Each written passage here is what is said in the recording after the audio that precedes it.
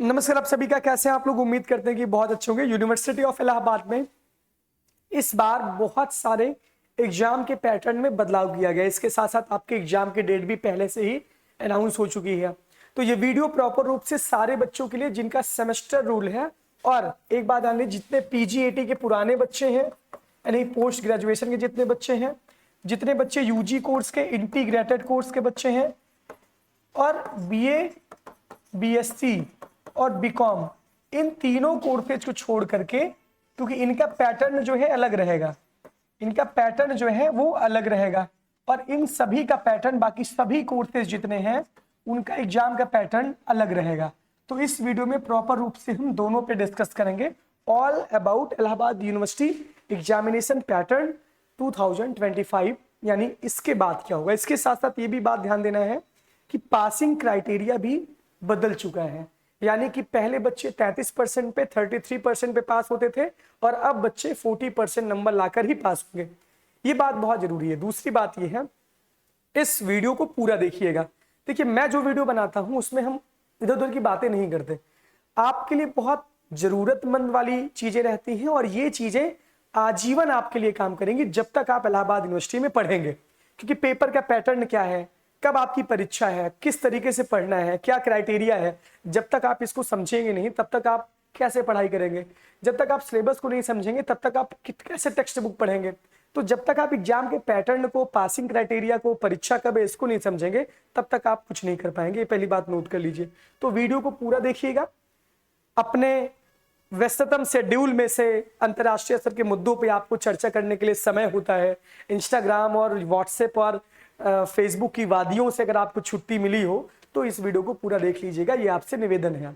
बाकी जिसको देखना है वो देखेगा, जिसको नहीं देखना है बाद में वो बैठ के रोएगा। बहुत क्लियर बात है। दूसरी बात यह है कि जितने भी नौ प्रवेशी छात्र छात्राएं हैं जो सत्र 2025 में एडमिशन लिए हैं, चाहे वो पीजी के हो, चाहे वो सीयूटी यूजी के हो, चाहे वो कॉलेज और कैंपस, सबके लिए ये है। अभी मैंने एक व्हाट्सएप नंबर जारी किया है, अपना व्हाट्सएप नंबर जारी किया है 9452088361। इन सभी पे इस नंबर, ये मेरा खुद का नंबर है। अभी ये टीम मैनेज करती है। अभी जब तक नंबर सबके सेव, तब तक टीम मैनेज करेगी, फिर मेरे पास आ जाएगा। तो इस पे अपना नेम, अपना कोर्स और अपना कॉलेज या कैंपस इतना लिखकर आप मैसेज कर दीजिए। फिर हम, ये नंबर मेरे नाम से आप सेव कर लीजिए, अभिनव द्विवेदी एयू के नाम से आप ये नंबर सेव कर लीजिए, और अपने मोबाइल से व्हाट्सएप से इस पे मैसेज कर दीजिए, जिससे कि हम ये नंबर सेव करवा लें। अभी टेलीग्राम पे हमारे बहुत सारे नोट्स, बहुत सारे सिलेबस शेयर हुए हैं। जो नोट्स होगा आपके प्रॉपर सब्जेक्ट का, तो बीए का अलग ग्रुप बना देंगे, बीएससी का अलग, लड़के का अलग, लड़कियों का अलग बना देंगे। फिर आपको उसमें सारी चीजें हम शेयर कर देंगे आपके कोर्स के तरीके से, क्योंकि एक साथ मिक्सअप होने पे आप देख नहीं पाते। जैसे बीए के बच्चों का मटेरियल अलग से हम दे देंगे, बीएससी का अलग दे देंगे, बीकॉम का अलग दे देंगे, बीएलएलबी का अलग दे देंगे, पीजी के बच्चों का अलग दे देंगे। जो भी चीजें होंगी हमारे पास, हम ग्रुप्स के माध्यम से आपको दे देंगे। लड़कियों का अलग ग्रुप रहेगा, लड़कों का अलग रहेगा। तो ये पूरी बात तो एक तरीके से बेसिक बातें होंगी। अब आइए बात करते हैं आपके एग्जामिनेशन पैटर्न पे। सबसे पहले आप जान लीजिए कि सेमेस्टर आपका प्रणाली है, सेमेस्टर प्रणाली है। सेमेस्टर प्रणाली में आपके एक साल में 2 सेमेस्टर होते हैं, 2 सेमेस्टर होते हैं, बीए, बीएससी और बीकॉम। इसमें भी 4 ईयर का एनईपी लागू हो गया है, यानी कि चौथे साल वही बच्चे 4 ईयर के एनईपी में फर्स्ट और सेकंड ईयर में मेजर माइनर तीनों पढ़ेंगे आप। थर्ड ईयर में आप जो है यानी 5th और 6th सेमेस्टर में आपके 2 सब्जेक्ट हो जाएंगे, और 7th और 8th में आपके एक सब्जेक्ट से ऑनर्स की डिग्री मिलेगी। इसमें भी 7.5 सीजीपीए थे जिनका ऊपर रहेगा उन्हीं को ऑनर्स करने के लिए मिलेगा। तो ये तो बीए बीएससी की बात हो गई। लेकिन जो अगला आपके लिए चुनौती है, अगली चुनौती आपके लिए ये है कि जो पीजीएटी के जितने सारे कोर्सेज हैं, जितने कोर्सेज इंटीग्रेटेड, जैसे बीएलएलबी हुआ, बी वॉक्स सॉफ्टवेयर डेवलपमेंट हुआ, बीए मीडिया स्टडीज हुआ, इसमें T1 होगा, T2 होगा और फाइनल सेमेस्टर होगा। क्योंकि अब ये बदल चुका है। देखिए, सेमेस्टर एग्जाम अब चाहे जिस भी सेमेस्टर के हो, इसमें T1 होगा, T2 होगा और फाइनल सेमेस्टर होगा, फाइनल सेमेस्टर होगा, ये होगा। T1 और T2 ये है इंटरनल, T1 और T2 क्या है, इंटरनल है। ये है एक्सटर्नल, यानी फाइनल सेमेस्टर एक्सटर्नल होगा। T1 और T2 का जो वेटेज है उसमें आपको बेस्ट 1 लिया जाएगा। इसमें 40% मार्क आपका होगा और इसका 60% मार्क आपका होगा। T1 और T2 में मान लीजिए कि T1 का एग्जाम 40 नंबर का हुआ, 40 मार्क्स का आपका 40 मार्क्स का ही होगा। T2 भी आपका 40 मार्क्स का होगा। 40 मार्क्स का T1 होगा, 40 मार्क्स का आपका T2 होगा। 40 T1 और T2 में जो बेस्ट 1 होगा, इसमें क्या होगा, जो बेस्ट 1 होगा वही आपका क्या जुड़ेगा, फाइनल सेमेस्टर में जुड़ेगा नंबर। बेस्ट 1 इसमें जुड़ेगा और फाइनल सेमेस्टर में जो आप 60 नंबर का पेपर देंगे उसमें आपका ये होगा, यानी कि 60% का मतलब 60 नंबर का पेपर ही आएगा। ये बात आपको ध्यान देना है। यानी इंटरनल का वेटेज 40 नंबर, एक्सटर्नल का वेटेज 60 नंबर। अब इसमें फाइनल सेमेस्टर में यहां पे और यहां पे T1 और T2 में अब कोई भी असाइनमेंट और प्रैक्टिकल नहीं है। यहां पे T1 और T2 में असाइनमेंट प्रैक्टिकल नहीं है। इसमें आपका रिटन एग्जाम होगा। T1 और T2 का क्या होगा, आपका रिटन एग्जाम होगा। WRITTEN रिटन एग्जाम होगा आपका। T1 और T2 का क्या होगा, रिटन एग्जाम आपका होगा, T1 का और T2 का, यानी कि 40 मार्क्स में रिटन एग्जाम होगा। दूसरी बात यह है, अब आपका पासिंग क्राइटेरिया बदल चुका है। अगर 40 नंबर का आपका पेपर होगा, 40 मार्क्स का आपका पेपर होगा, तो 40 मार्क्स का 40% कितना हो जाएगा, 16 नंबर। 16 नंबर पे आपको क्या होना है, पास होना है। 40 में आप 16 नंबर पाइए और 60 में आप कितना पाइए, 24 मार्क्स, पास। अब ये नहीं है कि 60 नंबर का पेपर है तो 18 नंबर पे आप 33% पे आप पास हो जाएंगे। 33% कितना होता है आप देख लीजिएगा, वो आपके ऊपर डिपेंड है, थोड़ा मैथमेटिक्स भी लगाइए। तो 24 नंबर पे आप 60 नंबर पे पास होंगे और 16 नंबर जब आप 40 में पाएंगे तब आप पास होंगे। दूसरी बात यह है, इसमें लिखा गया है बेस्ट 1। बेस्ट 1 का मतलब यह है, मान लीजिए कि आपने T1 का एग्जाम नहीं दिया, आप उसमें एब्सेंट हो गए, लेकिन आपको T2 देना फिर कंपलसरी रहेगा, क्योंकि T2 में देना कंपलसरी भी रहेगा और T2 में आपको 16 नंबर एक विषय में पाना भी रहेगा।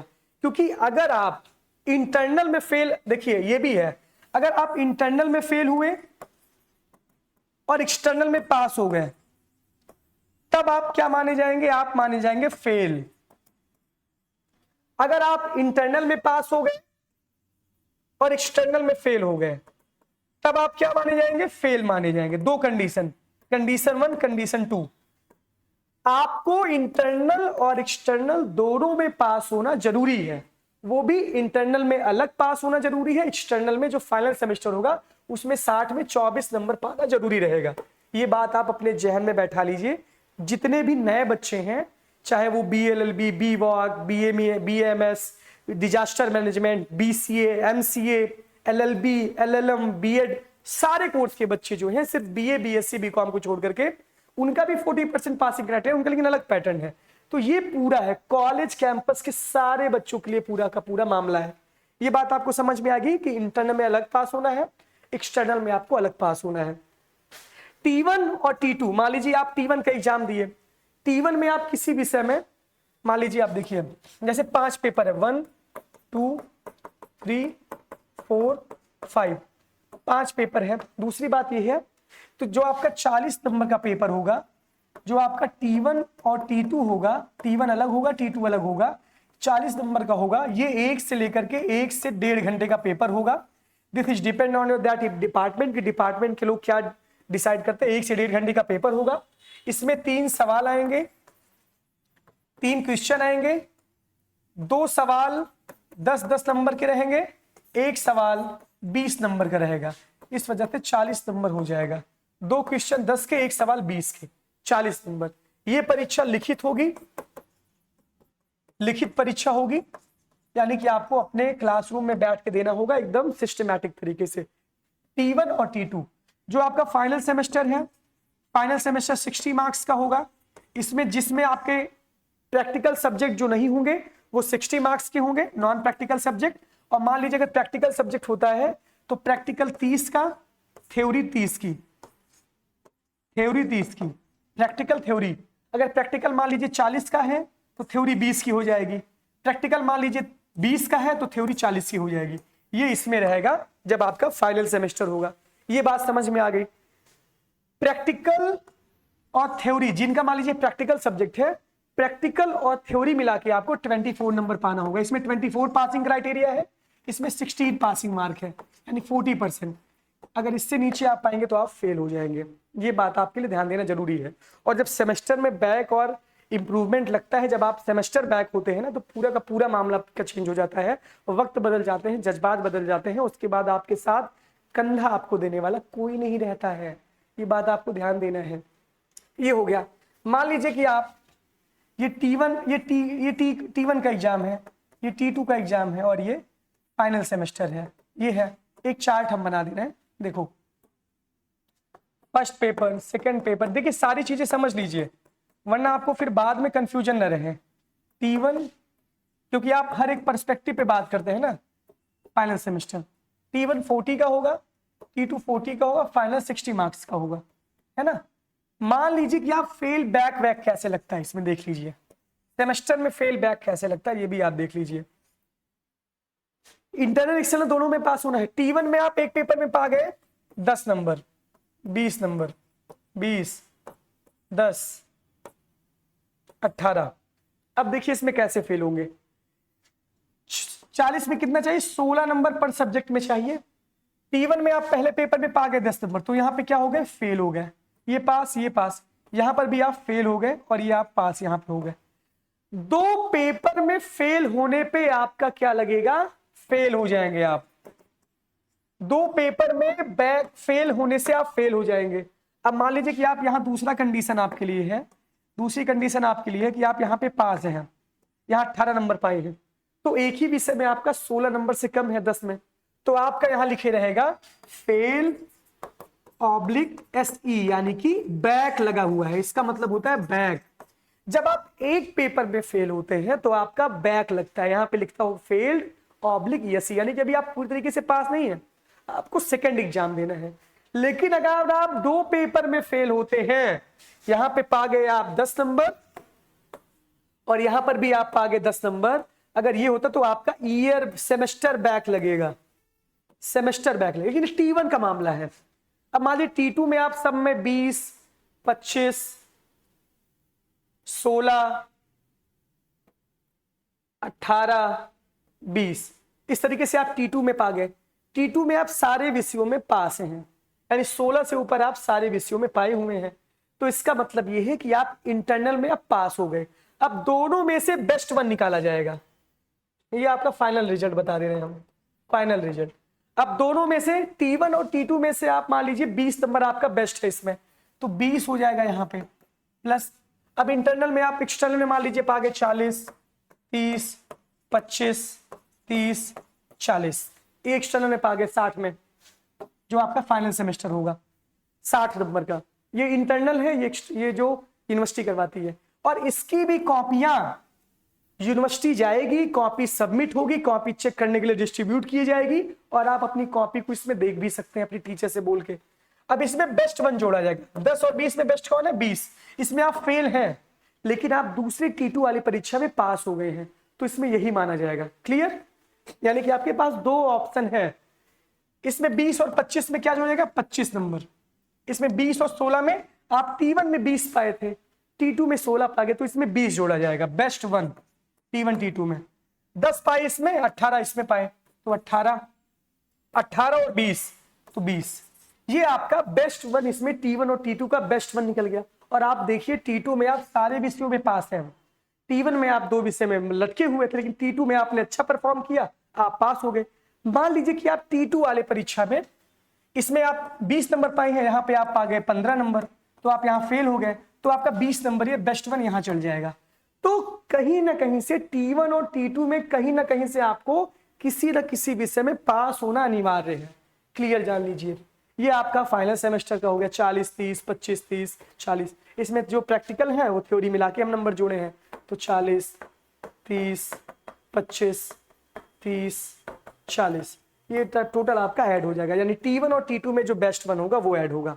अब देखिए, मान लीजिए सेमेस्टर में आप T1 में भी मान लीजिए T1 में आप इंटरनल और एक्सटर्नल दोनों मिला के क्लियर पास होना जरूरी है आपको, ये बात आपको ध्यान देना है। और दूसरी बात सुनिए, T1 में आप पा गए 9 नंबर, T2 में पा गए आप 10 नंबर, तो 10 प्लस 9 आप नहीं जोड़ेंगे 19 नंबर, ये नहीं होगा।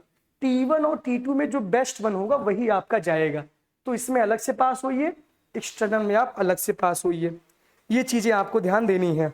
क्लियर। दूसरी बात यह है कि T1 और T2 आपका रिटर्न होगा, 1 से 1.5 घंटे की परीक्षा होगी, 2 सवाल 10 नंबर के, 1 सवाल आपका 20 नंबर का, 40 नंबर का। जो फाइनल सेमेस्टर होगा वो 3 आवर का होगा, 3 आवर्स का होगा, 3 घंटे का होगा, एक दिन में एक पेपर होगा, इसमें एक दिन में 2 पेपर होंगे, एक डे में 2 पेपर होंगे T1 T2 में, इसमें एक दिन में 3 आवर का फाइनल सेमेस्टर होगा, यूनिवर्सिटी से इसका पेपर आता है, और इसमें 3 आवर का पेपर होगा, 5 क्वेश्चन रहेंगे, 12 मार्क्स के। ये क्लियर है, ये पैटर्न मैंने बता दिया, सारे बच्चों के लिए ये पैटर्न फॉलो होगा। क्लियर। अब आपको चीजें समझ आ गई होंगी, अगर इसके बाद भी नहीं आई होंगी तो मैं अब समझा नहीं सकता हूं। सबसे बात ध्यान देना जरूरी है कि 40% नंबर आपके लिए पासिंग क्राइटेरिया है, पासिंग क्राइटेरिया है, तो ये बात आपको ध्यान देनी है। T1 और T2 का पूरा मामला यहाँ पे क्लियर हो गया, ये पूरा का पूरा मामला है। अब तीसरी बात पे आते हैं। अक्टूबर में आपका लगभग 7 से 10 अक्टूबर के बीच में आपका यूनिवर्सिटी का T1 का एग्जाम है, कैलेंडर जारी हो गया। नवंबर में आपका 10 के करीब आपका T2 का एग्जाम है, 10 से 15 के करीब आपका T2 का एग्जाम है, और दिसंबर में आपका लगभग 8 दिसंबर से आपके प्रैक्टिकल स्टार्ट है, और दिसंबर लास्ट में आपका हो जाएगा फाइनल सेमेस्टर। तो ये पूरा का पूरा मामला है। अब एक बात जान लीजिए कि जितने भी बच्चे यूनिवर्सिटी ऑफ इलाहाबाद के हैं, चाहे वो एफिलिएटेड कॉलेज के बच्चे हैं, आपके पास बहुत समय नहीं बचा है अपना पहला सेमेस्टर खत्म करने में। क्लासेज बहुत तेज रफ्तार से चल रही हैं, क्लास आप नहीं कर रहे हैं तो वो आपकी गलती है, वो आपकी फॉल्ट है, इसमें कोई किसी का दोष नहीं है। सिलेबस आप देखिए, टेलीग्राम पे सारी चीज़ें मिल रही हैं, जो काम मैं आपको कहता हूँ वो काम कर लिया करिए, वरना आपके लिए बाद में काफ़ी समस्याएं हो जाएंगी, जब आप फिर बाद में रोते हुए आएंगे। हम तो मिलेंगे तो सुनेंगे, नहीं मिलेंगे तो नहीं सुनेंगे, लेकिन आप अपने आप में खुद जब झांक के देखेंगे तो आपको ये पता चलेगा कि आपके हाथ से बहुत सारी चीज़ें निकल चुकी हैं।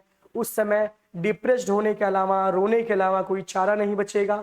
आपके जो हित मित्र हैं, जो आपके 7 जन्मों जन्मांतर के जो आपके रिश्ते हैं, वो सब बिखर जाएंगे, क्योंकि जब आप काबिल नहीं रहेंगे तो आपको कोई नहीं पूछेगा, जब आपको कोई नहीं पूछेगा तब आप फिर परेशान हो जाएंगे, तब आपको एहसास होगा कि वो समय बहुत ज़रूरी था।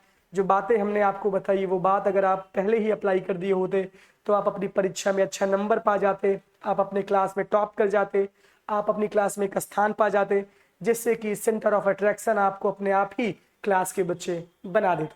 लेकिन आप उस समय अपनी मटरगस्तियों में व्यस्त रहे, अपने तमाम ख्वाबों को पूरा करने के लिए प्रयागराज की धरती पे आपके चरण कमल पड़े, और इसके बाद फिर आप वो सारी चीज़ें भूल गए जिसके लिए आपके माँ बाप ने आपको यहाँ भेजा था। और वो सारी चीज़ें जब आप भूल जाएंगे, तो जब आप अपने से धोखा करते हैं तो फिर बाद में आप बहुत ज़्यादा भविष्य के गर्त में चले जाते हैं, और वहाँ से उठ पाना आपके लिए असंभव होता है।